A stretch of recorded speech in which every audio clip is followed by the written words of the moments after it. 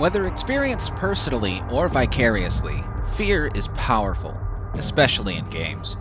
The right game with the right scares can help to render a player sleepless or make a streamer internet famous. Fear is universal, and British indie developer Kinetic Games' hit title Phasmophobia certainly delivers its fair share with a combination of psychological horror and the occasional jump scare. Released as an early access title in September of 2020, Phasmophobia asks its players to accept a simple premise: ghosts exist, and they are not friendly.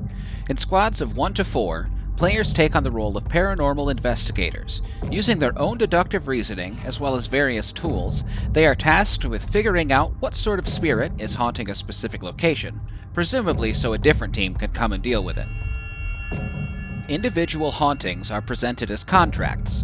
Correct identification of the ghost type, as well as a few secondary objectives, reward the players with money, which can be used to buy tools for future jobs. These secondary objectives, such as using a specific tool or purposefully angering the ghost, are clearly laid out on a whiteboard in the player's van, and check themselves off once completed. The van, about the size of a moving van, acts as a mobile lab for the team. As a contract progresses, the players will start to experience paranormal events.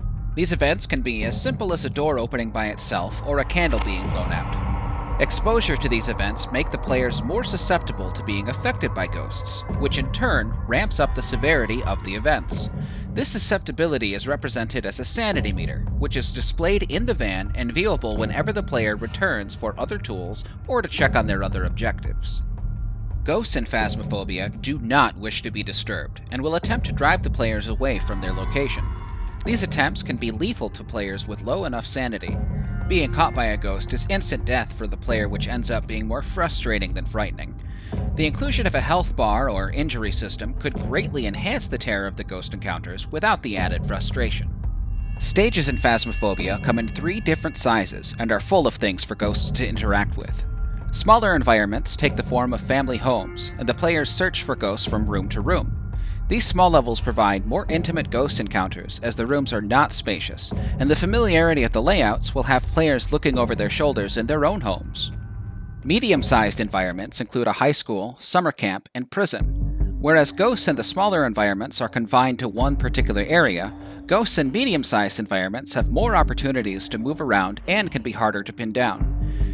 Encounters tend to be more unexpected than in the smaller levels, lending themselves to jump scares, as well as the general sense of unease encountered in the smaller levels. Currently, there is only one large environment, an asylum. Encounters here are a bit more rare, but the player's unease increases the further they get from the safety of the van.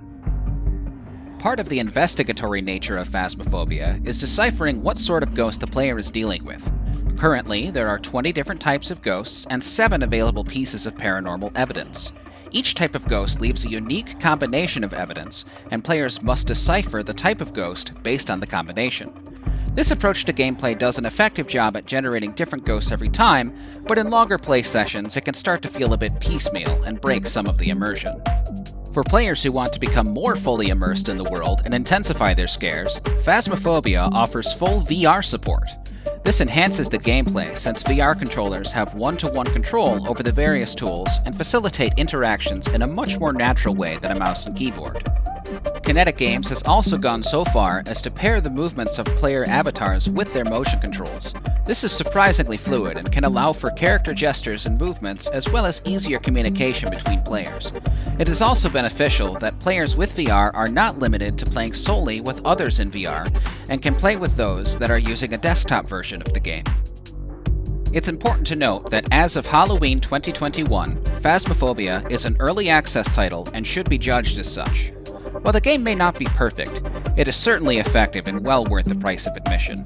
If Kinetic Games continues to improve upon an already winning formula and iron out some of the rougher bits, Phasmophobia could very well join such classics as Amnesia: The Dark Descent or Slender: The 8 Pages.